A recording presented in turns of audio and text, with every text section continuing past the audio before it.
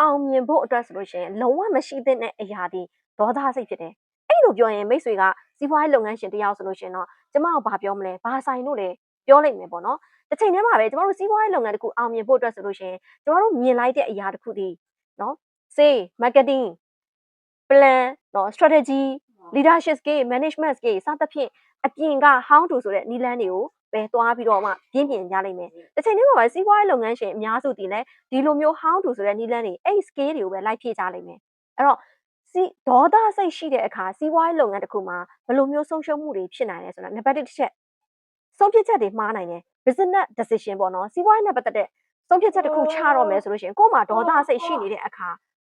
risk ကိုမတွက်တော့ဘူးကိုအမြတ်ဘယ်လောက်ရမလဲမတွက်တော့ဘူးမတွက်တော့ဘဲနဲ့မြင်မြင်ဆန်ဆန်ဆုံးဖြတ်ချက်ချလိုက်တဲ့အခါမှာဆုံးရှုံးမှုတွေဖြစ်တာအမြတ်နဲတာတချို့တွေဆိုလို့ရှိရင်ဒေါသအလျောက်လှုပ်လိုက်တာဖြစ်တဲ့အတွက်စိတ်အလျောက်လှုပ်လိုက်တာဖြစ်တဲ့အတွက်လုပ်ငန်းတွေတောင်မှဆုံးရှုံးသွားနိုင်တယ်ဒါကပထမတစ်ချက်ပေါ့နော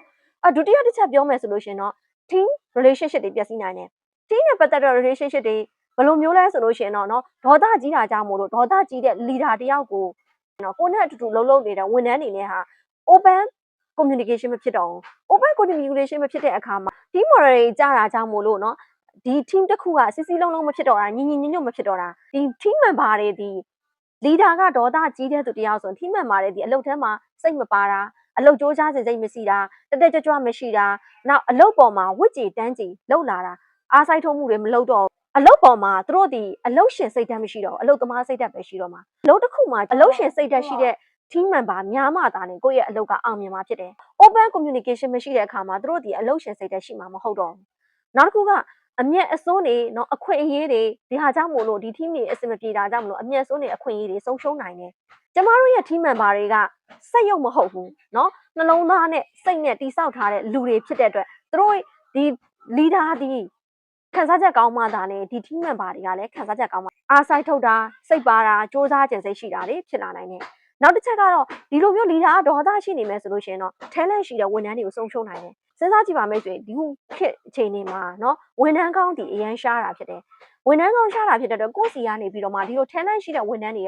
ကကိုယ့်ရဲ့ဒေါသစိတ်ကြောင့်မို့လို့ထွက်ခွာသွားမယ်ဆိုလို့ရှိရင်တော့ကိုယ့်ရဲ့အလုပ်မှာဆုံးရှုံးမှုတွေနစ်နာမှုတွေများစွာဖြစ်နိုင်တာပေါ့နော်ဒီဒေါသစိတ်ဒီ business owner ကိုယ်တိုင်ကရောเนาะ team member တွေမှာရောဒေါသစိတ်တွေကျင်းနေဖို့လိုအပ်တယ်ဒေါသအရန်ကြီးတဲ့သူမဖြစ်ဖို့လိုအပ်တယ်ဒေါသအရင်ကြည့်မယ်ဆိုဒီ team ထဲမှာအဆင်ပြေမှာမဟုတ်တော့ဘူးပေါ့နောက်တတိယတစ်ချက်က client နဲ့ customer နဲ့ relationship တွေပျက်စီးနိုင်တယ် customer ကိုတန်တန်တဲ့စကားတွေပြောမှုတာစိတ်မရှိတာဒါကြောင့်မို့လို့ကိုယ်မှာရှိနေတဲ့ royal customer တွေ real customer တွေဆုံးရှုံးသွားနိုင်တယ်အဲ့တော့ဒီခေတ်အခြေအနေကစီးပွားရေးလုပ်ငန်းတစ်ခုလို့ပြောတဲ့အခါကျရင်ပြိုင်ဘက်တွေအရင်ပေါ်တယ်ပြိုင်ဘက်အရင်ပေါ်တဲ့အချိန်မှာကိုယ့်ရဲ့စိတ်ကမတည်ငြိမ်တာကိုယ့်ရဲ့စိတ်ကဒေါသစိတ်ရှိနေမယ်ကိုယ့်ရဲ့ customer တွေကိုယ့်ရဲ့ real customer တွေ royal customer တွေစိတ်ချနေကြမို့လို့ကောင်းကောင်းမဆက်ဆံလိုက်မိတဲ့အချိန်ဆိုလို့ရှိရင်ဒီ customer တွေဆုံးရှုံးသွားမယ်ဆိုအရင်ကိုနှမျောစရာကောင်းတယ်။ဘာကြောင့်လဲဆိုလို့ရှိရင်လုပ်ငန်းထဲမှာလေ real customer တယောက်ရဖို့ royal customer တယောက်ရဖို့အတွက်ဒီ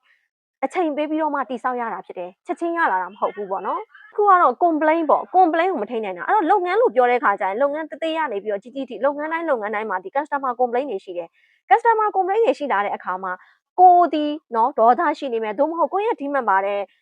တွေဒီဒေါသရှိတဲ့သူရှိနေမယ်ဆိုလို့ရှိရင်တော့ဒီ complain တွေကိုစိတ်ရှည်လက်ရှည်မဖြေတာနော်အေးအေးဆေးဆေးမဖြေတာနားလေသဘောပေါက်အောင်မဖြေတာ customer နဲ့နော် close ဖြစ်အောင်မလုပ်နိုင်တာကြောင့်မို့လို့ဒီ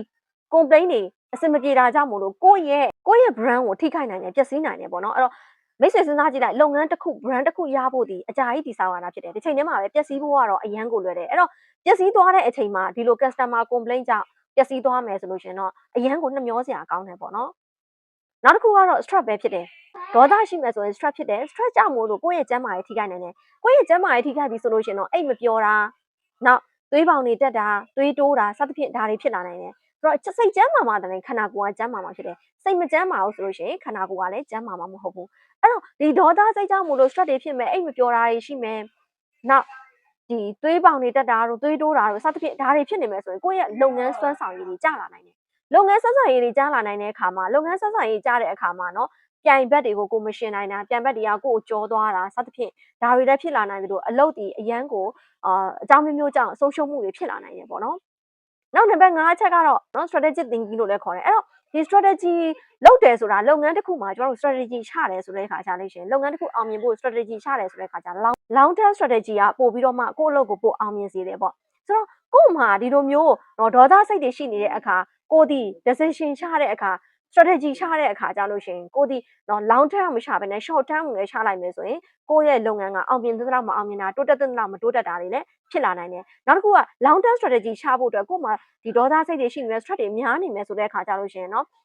vision plan ဒီတေးသေးချာချာတက်တက်ကွက်ကွက်မမြင်တော့တာတွေလည်းဖြစ်လာနိုင်တယ်ဒါကဒေါသစိတ်ကြောင့်ဖြစ်တဲ့အရာတွေပေါ့နော်